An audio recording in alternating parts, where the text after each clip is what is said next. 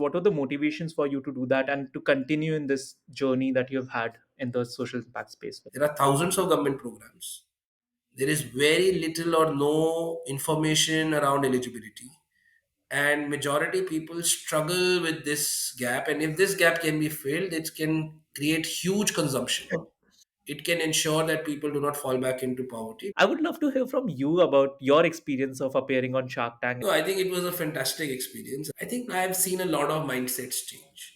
And this year, I have had at least 20 entrepreneurs reach out to me, and some of them you will see this year probably in Shark Tank. So it has hopefully changed the mindset in the ecosystem, but also given confidence to other entrepreneurs to say that entrepreneurship is entrepreneurship, right? Whether you are a for-profit entrepreneur, non-profit, you're running an organization, you're a solo entrepreneur, or you're running the largest company in India, the challenges are still the same. I got an opportunity to teach grade 2 students in Pune in a municipal school over 2 years. My biggest achievement is the kids, 100 kids going to college, because that's also one of the things which I consistently maintain, that scale is subjective. What scale getting sending 100 students from a urban slum in Pune cannot be compared to 100 million getting social security. And that's something I always keep in mind to keep ourselves grounded. Welcome to another episode of PolicyPod. I'm very excited about today's episode because I am going to be interviewing a person I've followed and whose work I've followed and whose career has dazzled me for so many years. I have with me Mr. Aniket Dogar. Aniket is the co-founder and CEO of Haqdarshak, an organization working to get citizen access to citizen welfare schemes and services and rights through an assisted tech model. Haqdarshak is operational in 24 states and has unlocked benefits of more than 5,000 crores for 28 lakh plus citizens. Aniket was born in Shimla and has done his graduation from the Sriram College of Commerce in Delhi University. He's been a Teach for India Fellow, a Schmidt Innovation Fellow, and an Acumen Fellow in the past. He was also on the Forbes 30 Under 30 Asia list. Aniket has worked in the development and social impact space for the past 14 years now and is also serves along with his full-time job as CEO of Haqdarshak.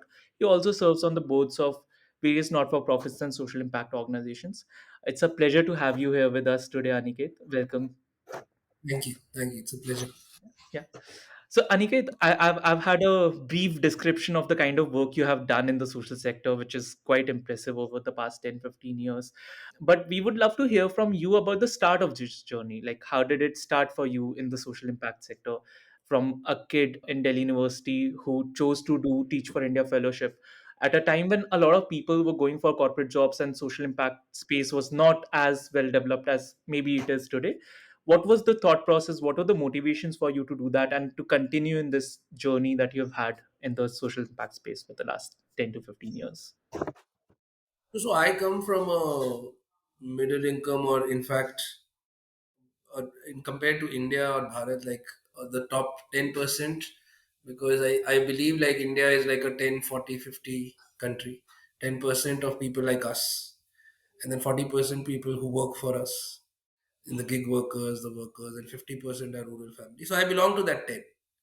And so yeah, I had a very good upbringing, no challenges per se, and essentially did my schooling in Shimla, and then actually wanted to from the very beginning pursue economics and policy, and but ended up doing a commerce degree from Shriram College of Commerce, and was not my first preference or choice. But with my interest in economics, I had started thinking of how can I do a master's degree in policy. And after talking to a few people, as you get exposure in a place like Delhi and talking to some people, I realized that the place to do that probably should be either a Harvard or Princeton in US, or an Oxford somewhere. And the initial part of my university days, I was very honestly working towards building a strong resume to get this. Like, how do you ensure that there is a resume where you can get into one of these colleges, top tier colleges, right? So that's how the journey or thinking started. Luckily, around that time, 2009, when I was in my final year of college, Teach for India came to campus. Teach for India had just started in 2009, so not many people knew about it. For the longest time, if not now, people still confuse it sometimes with the Teach India program of Times of India. Teach for India is a 2 year full time fellowship for everyone who's listening, and it's been there for now 15 years. So I basically joined that. Teaching to me kind of sounded very challenging. My mother has been a teacher. My mother's side, everyone has been teachers. My mother's sisters and everyone. So I had seen the challenges and the rewards that you get in terms of satisfaction of being a teacher. So that was interesting. The second, because it was based on the Teach for America fellowships and it had a global kind of standard or process, that to me sounded interesting as well. And also, kind of being part of like a startup in that sense, because you're just in the second year and you also get to contribute to set up processes in a way. So that is what intrigued me. But again, my till then my agenda was very clear. This 2 year fellowship will add to my resume, again help me with my application. And that's when I got into and applied. And yes, it was a very unconventional choice, more so because coming from SRCC, I for the longest time was the only person in Teach for India who had applied after SRCC. A lot of people had either done their graduation or post graduation MBAs, and but then they had worked for a few years and figured corporate job is not for them. And as it happens in most a lot of fellowships, so that ways it was unique because I had just jumped on it right after. But I would kind of attribute that to some form of clarity. What I didn't want to do. I didn't want to do an MBA. I didn't want to do a regular corporate job. I didn't want to get into that mainstream. I was kind of pretty clear on that. What I wanted to do was still fuzzy. Mostly, like I said, in economics policy. But yeah, I got an opportunity to teach grade two students in Pune in a municipal school. Over 2 years, I taught about 130 kids. Initially, 3 months were a nightmare. I think many times I thought that I should quit. This is not for me. I would put it on record to say that teaching is the toughest job to do, especially with constrained resources and the motivation required and the leadership skills required to really teach kids, and especially younger kids in class 2 and 3. Uh, but yeah, I think it turned around. I was able to, with the help of fellows and others, kind of really deep dive into both in the classroom teaching, but also outside, which kind of interested me even more. Over the 2 years now, out of those 130 students, about 100 plus are in college, which I always considered the biggest achievement. But yeah, in those 2 years, the other thing that I really worked on was interacting and talking to all the parents, because all these students came from low income families, and that's where the whole interest even more kind of deepened in the community side. And I think when you talk about Teach for India, it brings back a lot of pleasant memories for me because I had a like someone I consider a mentor was a Teach for India fellow who was in a very very bad job in the hospitality industry, and he just was passing in an auto early morning 4 a.m. after completing his shift. He just saw a Teach for India advertisement, and this changed his history. He's been in the development sector for 10 years, so I completely relate with what you're saying. And I also know that you're on the advisory board of Teach for India now. Uh, when you look back at your, because you were doing Teach for India when it was not that popular. Today, I think there's so many people who are vying to be doing Teach for India. How do you think the fellowship has changed or not changed over the years? And if audience members who are watching this episode are interested in Teach for India fellowship, what would your advice be to those people, prospective TFI fellows, when they look at the fellowship? Yeah, so I was on the advisory board between 19 to 21. That's one of the positive changes in the fellowship process as it has matured as an organization to have alumni every 2 years, join the advisory board. So that was a great opportunity. But yeah, see, when I joined, when Teach for India was starting, you have to realize that it was a startup. Processes and all were still, I would say, not that clear. And in fact, we were a rebellious batch. We had a lot of questions, and back then there was a lot of openness to those questions, at least during my time in the fellowship. And I think that is what has helped, in a way, the fellowship to grow by design. All these fellowships have brilliant people join them. Brilliant, when I say, at least from top tier colleges. It's the so I think a lot of people are ambitious, themselves. I think if you're joining or thinking of joining Teach for India or any other fellowships, even other fellowships, at that time I was considering even Gandhi Fellowship. Now you have multiple other fellowships, right? One, really see if you are willing to roll up your sleeves and really get to work for those 1 or 2 years of your tenure.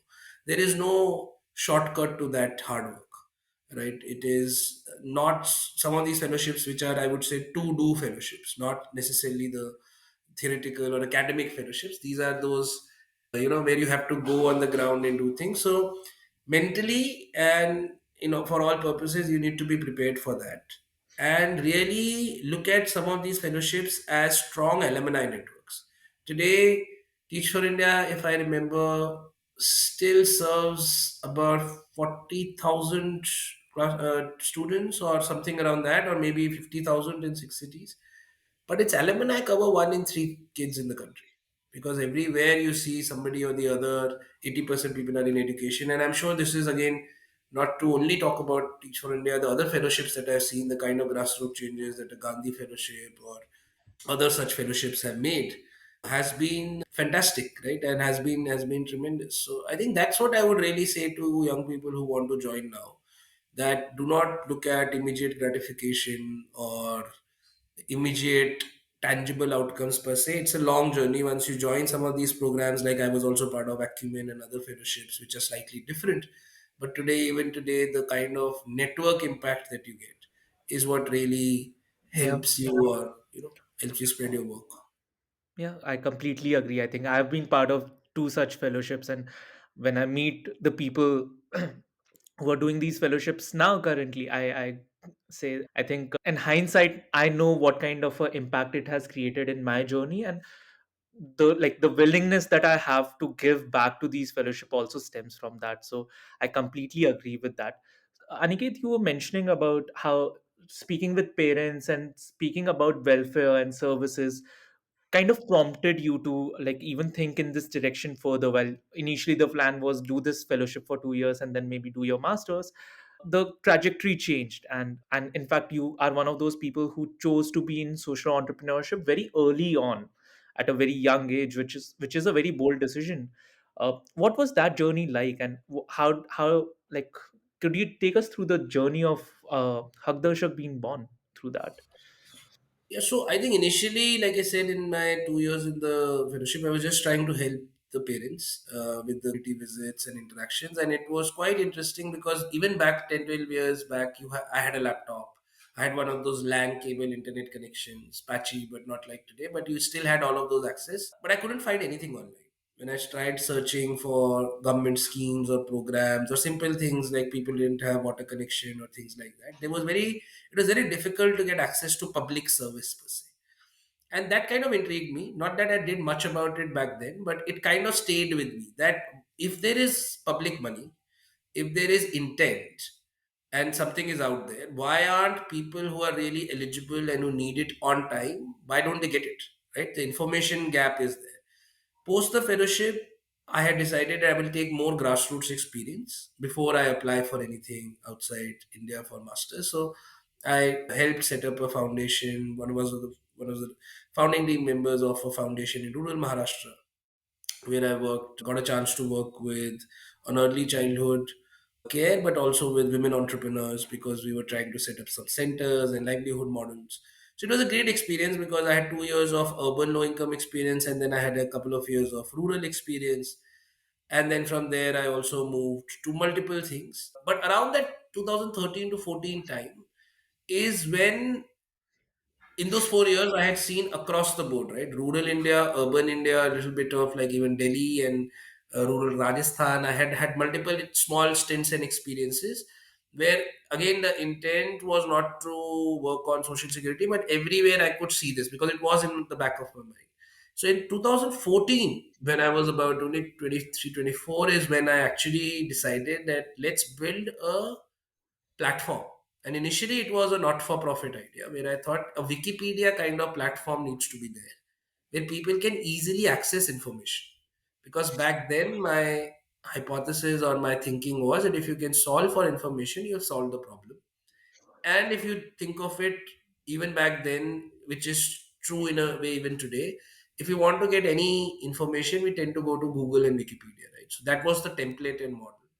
And I, with a college senior of mine, Mayank, we decided to set up a not-for-profit entity first, because both of us, sorry, were not interested necessarily in scaling it or building it. We were just toying with the idea that yes, he also, where he was working in a corporate job, he also felt this is a need.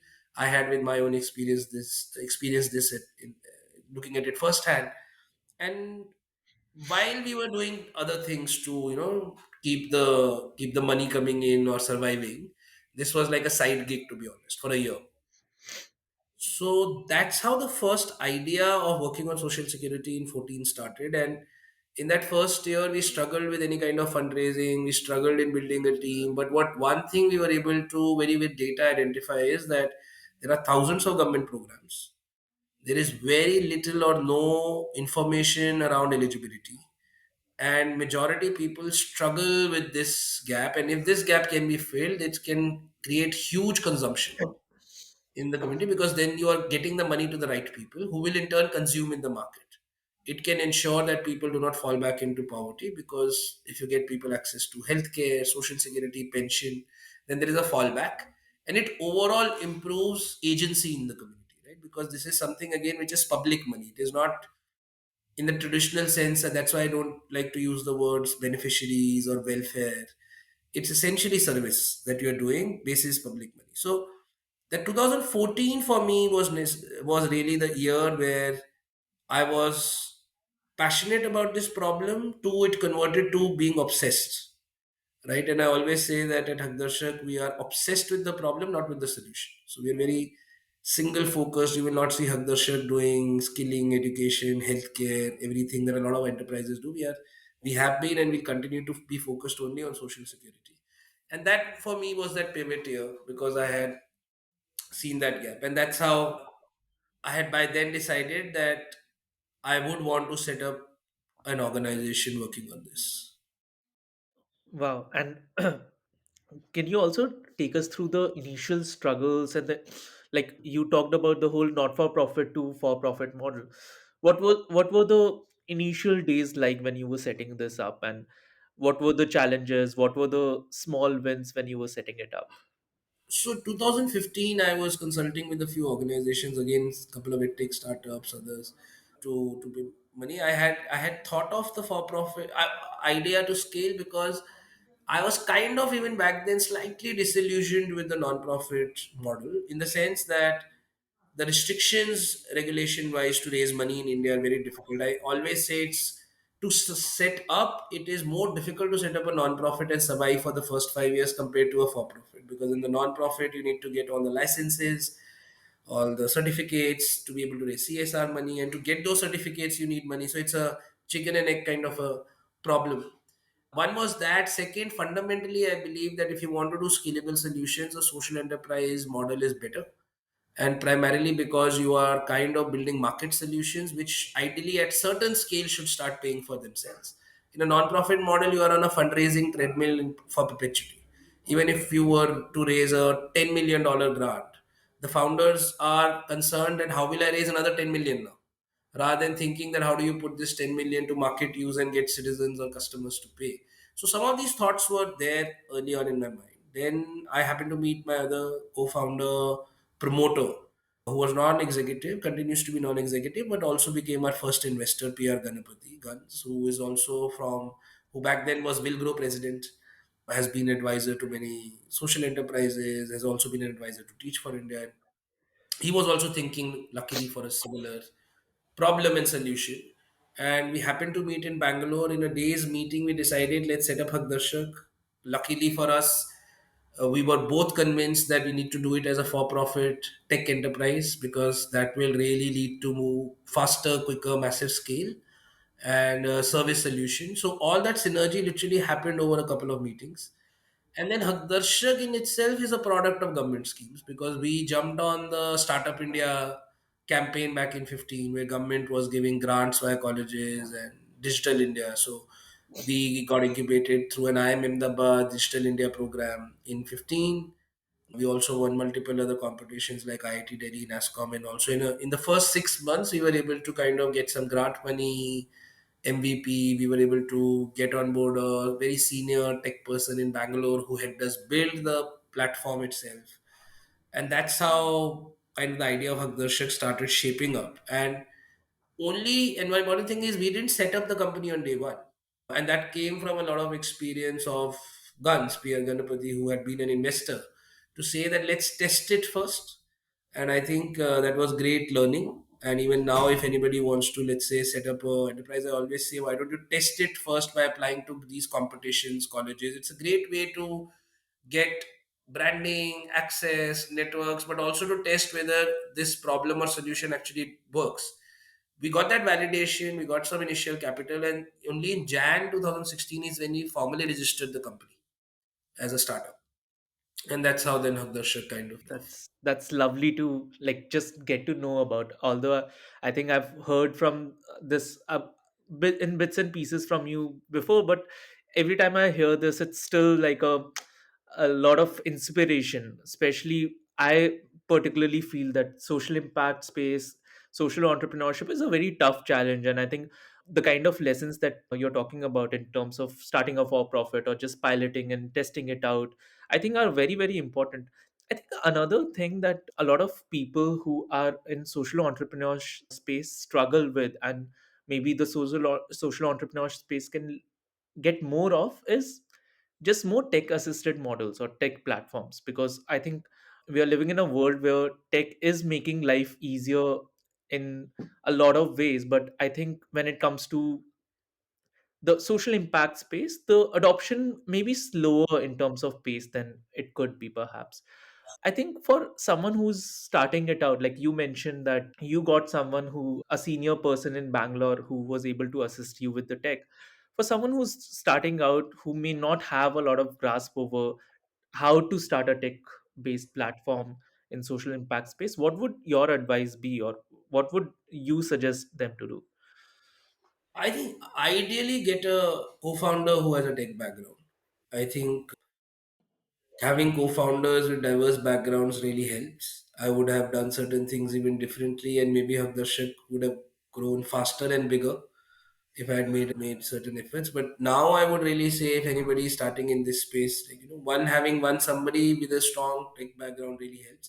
I actually spend a lot of time learning myself, like not necessarily to code, but how a product works or functionalities, learning the language of engineers and coders and product managers. I was de facto product manager for the longest time for Haqdarshak, and I think again there is no shortcut to that. You have to do that as a founder. You cannot delegate building your product to anyone.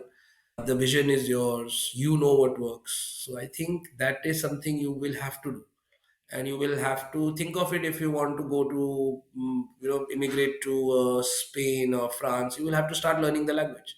There is no other way. So it's a similar effort and mindset you have to have. But I think having, if not co-founders, even a diverse team like that and attracting that is very important, and that only comes by building a strong narrative and mission, and people need to trust you that you are here to really solve a problem. And that's how we were. I mean, initially I was able to really focus on that, but I would really say from that 15-16 mark to till COVID, in India social entrepreneurship was still in a very nascent stage. It is only, I think, since COVID really been brought to the forefront, and we are slightly at least acknowledging, if not celebrating, social entrepreneurs. Otherwise, the traditional thinking has been that if you're in the impact space, you have to be a non-profit, right? Because you should be, that mindset in the larger population still is that if you're in this space, you should have a kurta and a jhola and like not get paid well and be solving those grassroots problems at certain corners of India. But and I had to fight that mindset a lot. Not only people from outside the sector, but more so within the sector. The traditional folks who had been running organizations for 20, 30, 10 years, individuals who typically thought that great idea, great problem, that has always been consistent with Haqdarshak. Everyone has been such an obvious problem. Nobody's thought about it, the solution we have worked on.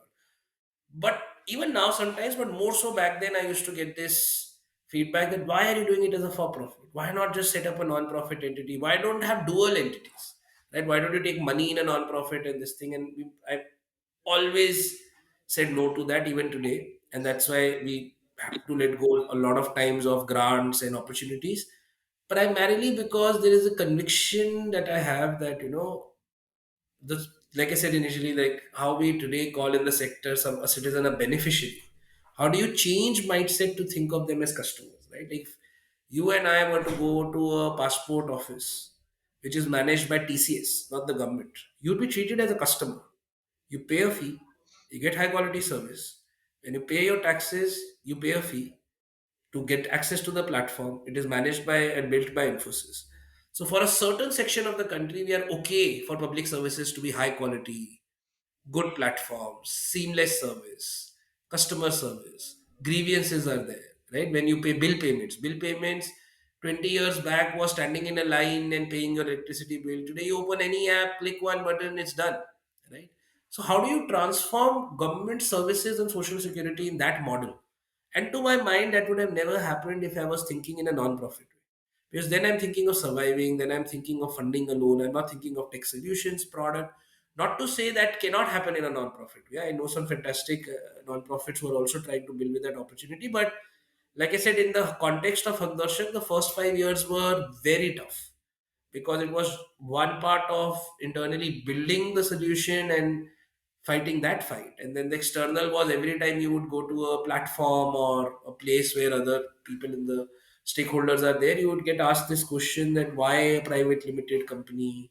And like I said, even today that happens, although things have generally improved for acknowledging and sometimes celebrating social entrepreneurs. I think, as you said, like the first 5 years was just making the investors understand and the people in the ecosystem understand. Another challenge, or I think something I think is phenomenal that you have been able to do, is just set up this network of thousands of people across 20 plus states over the last 8 10 years of Haqdarshak's journey. I wonder, how did you do that? I think one of the things that people in the hiring social impact space keep on talking about is hiring. And you are hiring operationally for agents, or like you're partnering with agents across in very big numbers, one. And second, just hiring for internal team is never easy when you're expanding at such a scale. What has been your experience doing that? So again, when we initially started building, the idea was to not have agents, have a Play Store app, and because the assumption was even 16, 17 was Geo was also taking off that people will download the app, use it.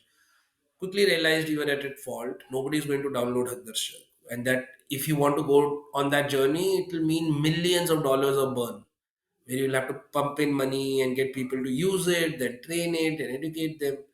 So it was again going back to the basics and learning from other grassroots organizations in the country and self-help groups and others, that how do they distribute their services.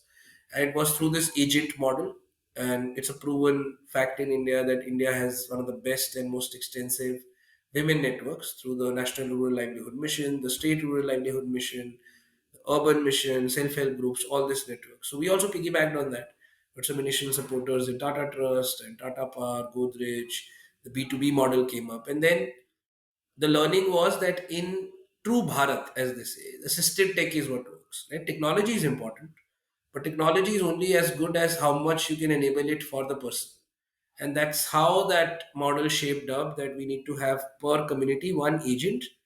8 out of 10 of our agents are women, so that they can, the technology should be built for them to go and communicate the government programs to citizens, get their information, help them in application solving, so they become the service agent, which is not a very unique model because banking correspondents do that, health service providers do that, asha workers, anganwadis. We just put a very strong tech layer around it and started building it.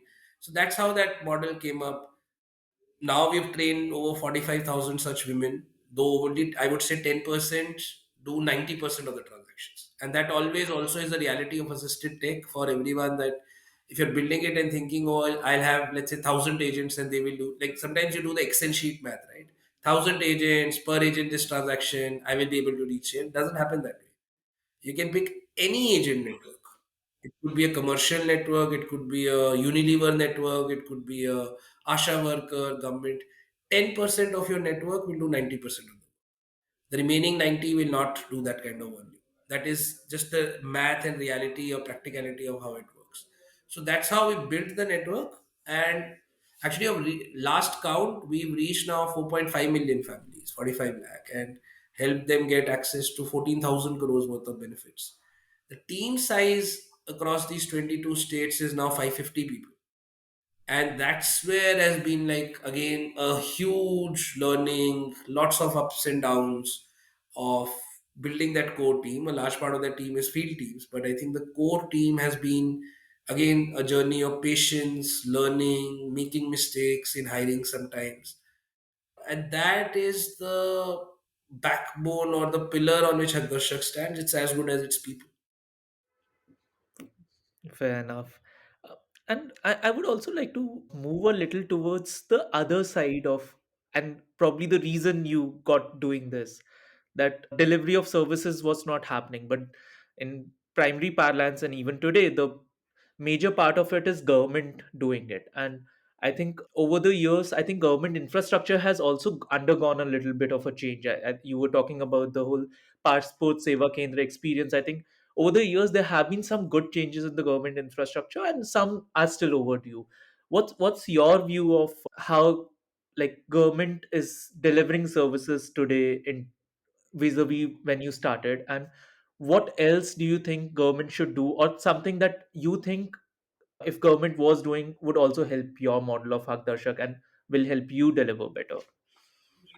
So two parts to this in my mind. One, how is government doing? I think this government especially is doing a great job on onboarding people.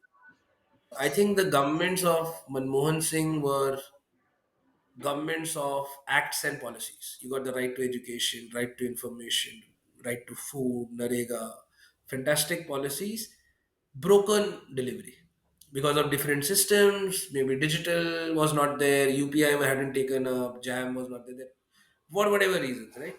This government has actually not really focused on changing a lot of policies, has just brought in this rail track of how to get this at speed to people. So the first 3 4 years of looking at Jandhan, Aadhaar, mobile, the Jam Trinity, then scaling and pushing UPI. If you go back to news of 16 17, you would hear so many people saying, who's going to do digital payments, right? Who's going to do all of that? Today, you give cash to a street vendor in any of the cities and they will not take it. They'll say, I don't have cash to give you back. So I think the delivery is doing well. But as an example, let's take the example of Ayushman Bharat. 50 crore people are on Ayushman Bharat as per government's data. We do a lot of health government schemes as well. Probably would have done at least 5 lakh people would have got Ayushman Bharat because of our services. We do a lot of M&E calling, monitoring, evaluation, service calling to these customers and check how was the service, did you get the service. So when we called some of them and asked, did you get Ayushman Bharat card? They said yes. Then when the caller asked them, what is Ayushman Bharat? They had no clue. They had no clue what health insurance is. So that, in a nutshell, explains where delivery is today, where there is a horde of doing government services on the government side. Very little handholding, literacy, or even what in a typical sense you would say customer service. Because if you get a service, if you were to get a bank loan, right? So you will get 3 4 stages. You will get the discovery side of bank loan, then application support, then get a relationship manager. But that doesn't happen in government services. So that I would say is the first part of where we are today. Overall, how I envision and how I see it is, I would go back to what our current prime minister had said multiple times, which is government has no business in doing business. And to me, public service delivery is quality business to 80% of the country, right? Because 80% of our country is eligible or dependent on some form of government scheme like free ration to healthcare and all. For majority of the government, our in fact focus should be competitive, high quality service delivery, which only happens if you have private service players. You should have government's job is to do policy, to design the schemes, to take multi-stakeholder input. A lot of government schemes, the reality, and rightly so, in a democracy, are politically motivated because in a democracy, that is how a democracy works. Depending on who you vote in, If you vote in a certain party, they'll come in with their own agenda. If you vote somebody else, they'll come in with their own government schemes and policies. But the delivery side of it, there is a long way to go in ensuring that that happens in a very market enabled ecosystem. There have been some innovations where there is a PPP partnership, there are government citizen service centers in different states where you get private players to come in, apply for tenders. But if you put a passport as a one of the north stars as a quality service, or what, like I said, for 3 to 5% of India is a service, have we been able to replicate that for a caste certificate in rural Madhya Pradesh? Have we been able to replicate that for a land certificate for a farmer in tribal Maharashtra? Not at all. It is still controlled, managed, delivered by government. So I think fundamentally government should put all their current existing resources in doubling down on stakeholder engagement, design of schemes, reviewing of schemes in a transparent, active manner. Whereas the actual delivery of it should be done on the same lines as a tax system, passport, bill payments has been done, which is faceless, platform driven. Even if it has a face, it is more to support the customer, support the citizen, treat citizens as not beneficiaries of the system but customers.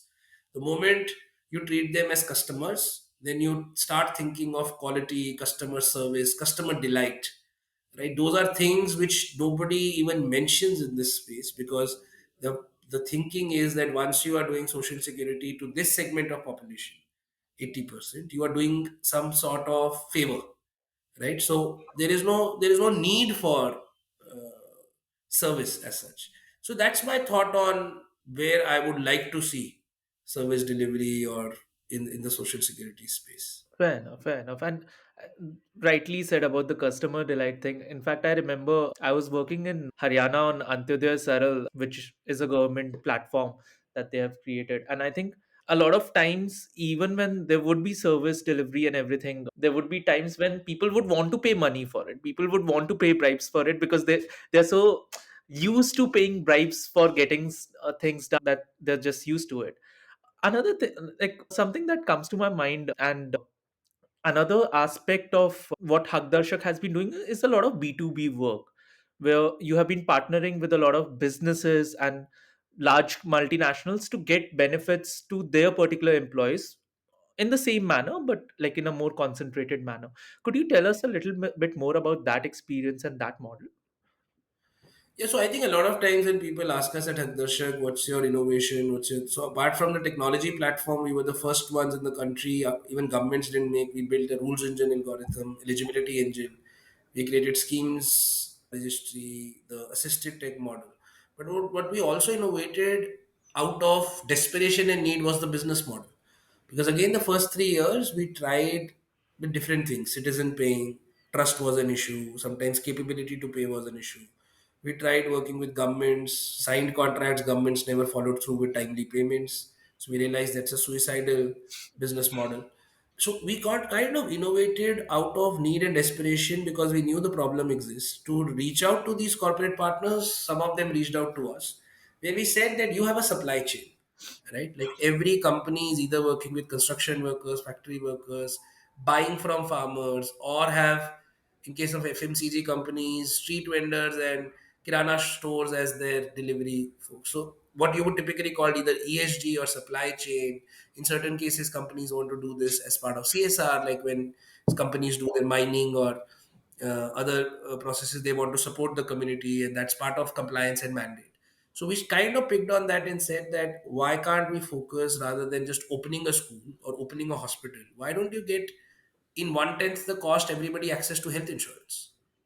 Right? Why can't we get access to scholarships? Why can't we enable them access to housing or solar pumps and which whatever is in the government basket? And because I feel we were able to crack that B2B model, today we work with 100 plus such companies and growing, and that's the way to reach B2B to C. And it has happened because we had the right investment in technology research that kind of gives us that advantage to go into any community. You could tell us any district, block, village tomorrow and say that we need to do this. Here we have the backend system scheme research platform ready.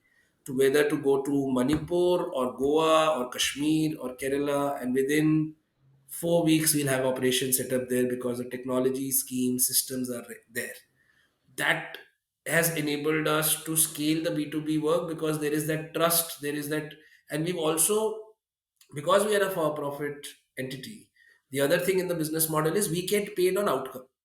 So unlike a grant model where you can get a lot of times paid for input, your effort, we are actually again ourselves designed it in a way that we get paid on outcome, so that it's a very results oriented model, which again a lot of companies prefer. And that's how we've been able to scale. So even now our goal is to work with as many companies as possible to basically build resilience in their supply chains, whether it is supply chain is of workers, farmers, micro businesses, how to get them access to government documents, government social security, insurance, government backed credit, things like that. Good enough. Uh, I think one of the things that happened this year, which at least filled a lot of social impact professionals with a lot of pride, was you appearing on Shark Tank earlier this year. So I think I remember going to office the next day after watching the episode, and all of us were talking about how amazing it is for someone from the social impact space to appear on something like Shark Tank and get investments from the sharks and all of that. I would love to hear from you about your experience of appearing on Shark Tank and what did it feel like to do something like that on TV and on screen. And I think your parents or whoever else in your family must be watching, must also be feeling very proud to just see the promos and just see you on television while doing that. No, I think it was a fantastic experience. I remember somebody recommended probably us in the investor group or something to Shark Tank. I mean, it's their sourcing team and got a call. And actually, it was a huge debate within the team because we were first split, right? Like, our work, does it really fit into a show? Because at the end of the day, it's a TV show. It's not, I mean, if you want to get just investment, don't go to Shark Tank, right? It's a TV show which is largely for marketing and getting your idea out there. That's the primary objective. For money, there are impact investors who you need to work with, right? To get like if you want to just look at money from it, and we had investors in place, so money was never the objective. Objective was a to have this medium, because you can do whatever social media or all the other things. TV is still the largest medium for masses, right? And it's an asset which is built for life. So now, if we have to tell anybody about Haqdarshak, we can redirect them to that video, and people will know the story of Haqdarshak. So I think those were some of the things we were, like I said, some of us were feeling, is it the right place? But I think personally, I honestly felt for the very same reasons that why shouldn't social entrepreneurs go there? And a lot of people, till the actually show aired, and I had told a few people, you are part of these fellowships and groups, right? So I was part of, I'm also part of a lot of these social entrepreneur groups. And when I had told some of them, oh, by the way, I'm going to appear on Shark Tank, and most of the reactions were, "Oh, really?" Some of them also had like cringing on the fact that, "Oh, you're going to appear on TV. This is such a nuanced idea. Working on impact." When the show did air, and one of the strategic things that we had done was that I had taken a Haqdarshika with, and she had pitched the product because that's a collective team decision we had. I think then I've seen a lot of mindsets change. And this year, I have had at least 20 entrepreneurs reach out to me who are applying to Shark Tank, and some of them you will see this year probably in Shark Tank. So it has hopefully changed the mindset in the ecosystem, but also given confidence to other entrepreneurs to say that entrepreneurship is entrepreneurship, right? Whether you are a for-profit entrepreneur, non-profit, you're running an organization, you're a solo entrepreneur, or you're running the largest company in India, the challenges are still the same. You still have to hire, you still have to ensure salaries are there on first, you still have to get all the other things in place. It's just at varying scale. So that was the whole intent. And like I said, personally, from family, team, everyone, the response has been nothing short of fantastic, and it's really been a very fulfilling kind of experience. Because yeah, I mean, I think the kind of I mean, we've been working for 7 years, but I think the kind of acknowledgement of the problem, right? Also, because earlier, a lot of people reached out to us, I mean, me individually and the team, formally that we knew this problem existed. We never knew the scale of it, or there was a solution where we could come in. And we've also had some fantastic people join looking at the episode who joined Haqdarshak and wanted to be part of it. So I'm so glad to hear, and I look forward to seeing many such more fame and acknowledgement milestones for Haqdarshak in the future. I think one of the things that you were mentioning right now was about the support system, and it's often said that it's usually lonely at the top. How has been or what has been the support system for you as a social entrepreneur, making your way in this space? I think personally, my parents, family have been supportive to the extent that they have not interfered much in my life decisions. That's been the biggest support. And the fact that I don't have to financially support my family, which is a huge advantage, right? I mean, I know people who have to do that, and I cannot imagine if I had to do that with the kind of choices I made. So I think I'm very grateful to my family, or just to have be in that place, to be in that mindset where I could take these risky decisions, and then also the back of the mind not worry about even if I fail, it's fine. So on the family front, that was there. I think on the team front, in the first few years, I made a lot of mistakes in hiring, senior hiring, kind of giving people some leadership positions and tags and things like that. And kind of by 2020 had rectified some of them, made changes. At the same point, there are few people in the team who've been with us since the beginning. It's been fantastic. They are really the knowledge houses of Haqdarshak. And then since 2020, there has been a conscious kind of effort from my side to build a leadership team. As entrepreneurs, we are perfectionists. Everyone is, right? That's one of the common traits. And the key to scale is how can you be okay with imperfections around it?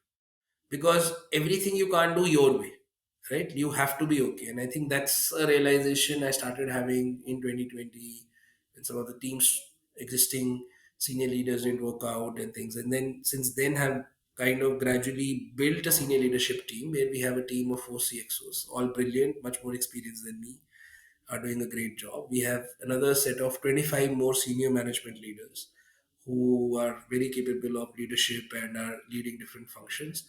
So today, to be honest, if I were to apply at Haqdarshak, I'm not even sure I would get a job if I'm qualified enough. And I largely, I think the teams are the ones who are really doing a lot on execution. There's lot to do, but I think I don't now at least feel at Haqdarshak any sense of lonely at the top or any such thing. In fact, ideally, hopefully, more and more it will become a plateau at the top and not like a peak, so that it is a kind of a joint collective leadership which we are working towards, and make yourself as redundant as possible. Hmm, that's lovely to hear. And what has been the experience with, like, you have done a lot of these fellowship programs, Acumen, Schmidt Innovation Fellow. You did something with Harvard also recently.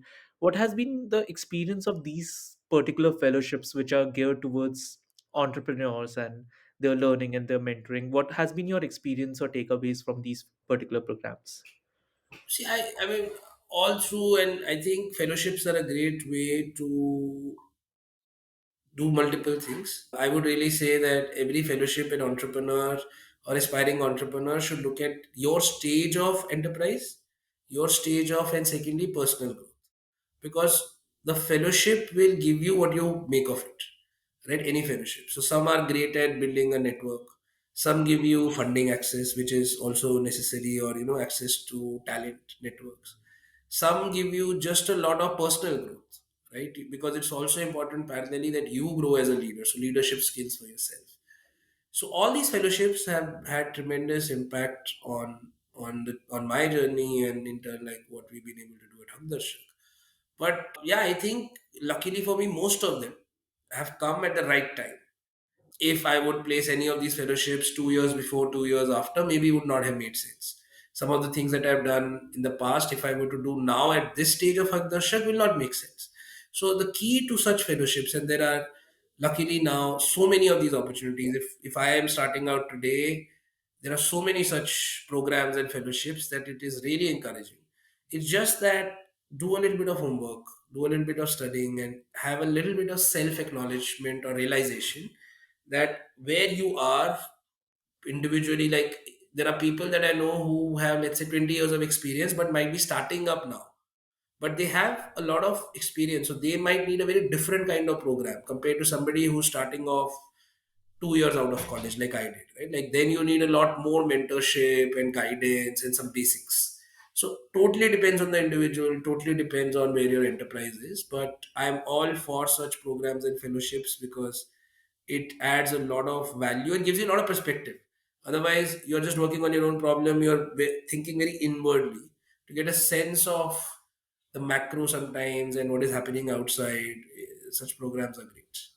Yeah, that's definitely very prudent advice. You mentioned a lot of times the word luck. I think the luck has come to you because you did your homework, and every advice that you were giving people, I think you followed it yourself. Uh, Another thing that I would love to talk about is what do you look at in terms of challenges in this journey now and before? What are the things that you've faced in terms of challenges or continue to face in terms of challenges? And how do you navigate through them? I mean, the two kinds of challenges again. I think one is very tangible. Funding continues to be there. I mean, it's a. You'll ask any entrepreneur, you'll ask Reliance or Adani, also they'll say funding is a challenge, and you'll ask a small MSME, they'll also say it's just scale is there. I think so. Resources, human resources, and talent, and this thing continues to be a challenge, and it's something that as an entrepreneur you have to navigate. Again, there's no changing that. But I think the other big challenge that I feel has been, like I earlier also mentioned, was there and now I feel is improving is the mindset, which is actually tougher to crack. You can still go and write an application and proposal and figure out, you can figure out, like, how to navigate funding or access to talent. But it is very difficult to sometimes change mindsets. And I think that's a continuous challenge that I face even today, sometimes in certain conversations when you go in and you have to start from the basic of why social security. I've also met people, very influential people in not necessarily the sector but in a country, who've questioned the fact that why are you working on giving freebies? These people will become unemployable, they don't deserve it. So you sometimes have to start from that, why this is important, to sometimes the whole idea of a social enterprise or for profit or things like that. So I think that challenge I feel is a continuous one again, and is a even more mentally kind of challenging and demanding in terms of, you have to be continuously out there and share why we are doing what we are doing. Yeah, definitely. I think social impact, like the good thing is social impact is now talking about impact investing and is able to attract those funds, but it's to be seen what it looks like in the coming future. When you look at the journey of Haqdarshak now moving forward and the kind of things Haqdarshak would be doing in the coming years and your personal journey, which could be a little different than Haqdarshak as well, what do you think is the vision that lies ahead for you personally and for Haqdarshak? I think, I mean, we have a very clear vision at Haqdarshak. We want to, by 2030, reach 100 million people, more on the tangible side, and build digital public infrastructure, digital public goods, kind of in a simplified way, create like UPI kind of simplified solutions on government schemes, which are easily used by millions and potentially billions of people around the world as well on social security access, so it becomes very faceless, easy process for people in low income areas and marginalized communities to get access to basic social security. So that's the goal, and there's a 5 year, 10 year plan. I think personally, like I said, I would hope that in within those 5 years, I am executively not running Haqdarshak. There is another leader who comes in and takes over, because I think every entrepreneur has a trait or skill to either run a company 0 to 1, then there is another one required for 1 to 100, and then 100 to 1,000. And I feel like it'll be 2020, in 2026 we'll complete 10 years, and that's really personally like looking forward to how I can probably find leadership in Haqdarshak where, like I said, I can be replaced, but at the same time, probably go deeper into the sector and look at some of the other macro challenges that are in this space on policy and other aspects. So that's very this thing. But yeah, in the immediate short term, it's just again, like I said, at Haqdarshak, we have a culture of being completely focused, laser sharp in terms of what we are trying to address. So that will continue to be social security. Okay. And we started the conversation around the whole TFI experience and everything. And I know you hold that very close to you. So, what's like when you think of like one of the most satisfying or like even learning oriented moments of your career? What's one that moment from TFI or Haqdarshak or anywhere else? No, I mentioned it earlier. My biggest achievement is the kids, 100 kids going to college, because that's also one of the things which I consistently maintain that scale is subjective. What scale getting sending 100 students from a urban slum in Pune cannot be compared to 100 million getting social security. And that's something I always keep in mind to keep ourselves grounded that yes, we have a certain scale, and that's why a lot of people probably acknowledge Haqdarshak. But in a different scenario, somebody trying to get 100 students into college somewhere in remote India is actually doing equally a great job. So that learning and that is something, or achievement is something that I really consider this thing. And then yeah, I mean, just being able to build a network of these Haqdarshikas and building, I would believe, is a great team, is being probably at Haqdarshik the biggest achievement. Oh, lovely. Thank you so much, Aniket, for chiming in with us. I had a lovely time speaking with you and getting to learn from you through this conversation. Before we part ways today, I would also love to know if there's a book or a podcast or even a movie that stays with you that you would love to suggest to our audience. Oh, recently there is a podcast that I find quite. I have a lot of interest in history as well. So William Dalrymple's Empire is fantastic. If Okay, I, people want I to, am someone who's interested in history, so I'll look it up. And thank you so much for joining in. It was a pleasure. same here, same here. Thank you so much for watching PolicyPod. I hope you liked our latest episode. To get regular updates about PolicyPod and other episodes on Public Policy India, please do subscribe to this channel. A big shout out to Gaurav and Yash, without whom this PolicyPod would not be possible. Uh, in case you have any suggestions for us or any comments for us, there's a link in the description below where you can give your suggestions. Thank you so much for tuning in.